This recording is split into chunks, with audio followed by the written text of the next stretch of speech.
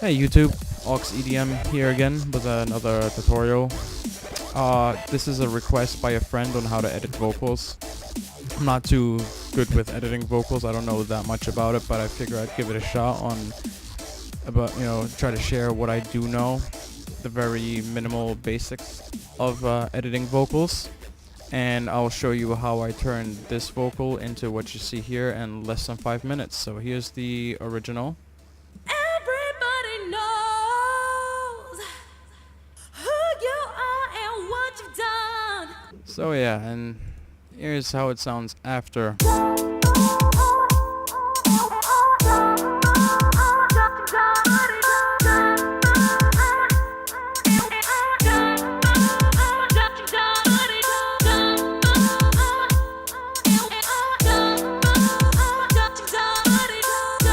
So that's just a quick example, but I think it brings the point across kind of. It's basically this melody, well, sequence of chopped segments of the vocals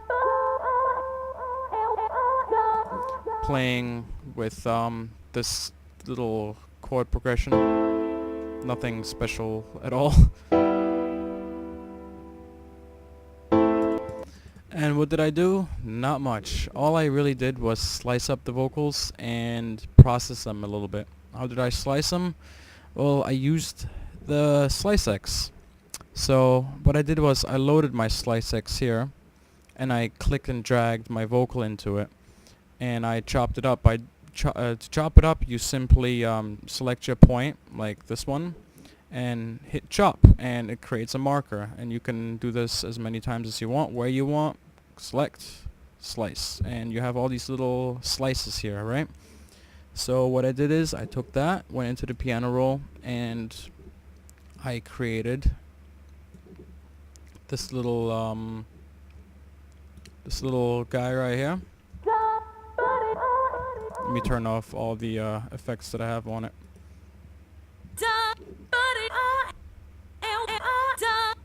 Is that the right one? I think that's it. Yeah, so that's all I really did was slice it up to create this little segment. And I then threw on the picture. I did not do much with it. I only have the demo version of it and I just started using it, so I don't know much about it, but what I did do is I kept it in the default settings, only changed this to A minor and got rid of the F. That's the only note not being played in my chord progression, because I have the A minor scale being played here. I mean, whatever. Man, I suck on music theory. All I know is that if this were a song, it would be an A minor scale. The only note I'm not using in this chord progression right now is the F, so I decided to get rid of it in the pitcher, so it wouldn't correct it to an F. Not quite sure how this pitcher works exactly, but I do know you can modulate this by editing the events and fine-tuning it like that, and editing the speed of the pitch correction, or using your MIDI to pitch correct it, and all this other crazy stuff that you can do with it. But I kept it very basic. I kept the default settings, just change it to an A minor, which you can see the A minor is the same as the C major, but you could get rid of the F here and it would be basically the same thing, right?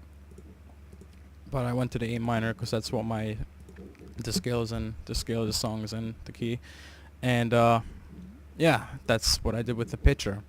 Now delay, I mixed my delay in about halfway, and I chose the 8.0 time and brought down my cut and my volume down a little bit just to have a little bit of a delay in it. And then I reverbed that with quite a big little reverb. I know that makes much sense, but I didn't change much here, just to have a little bit of reverb. And I used a low pass filter.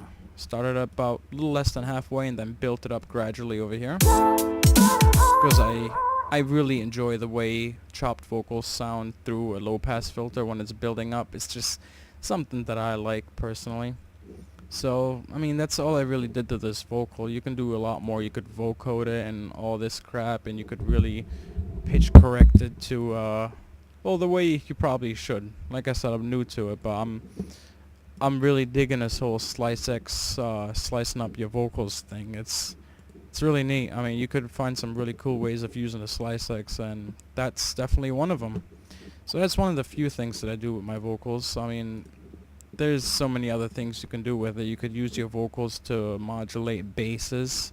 That's some Seamless kind of stuff right there. Seamless Art, check him out. He makes awesome tutorials and does teaching people a lot more justice than I do. I would be a terrible teacher, but you know, thanks for checking it out anyways. Any suggestions on future tutorials? I am probably better at sound design than I am at this kind of stuff, so anything is welcome.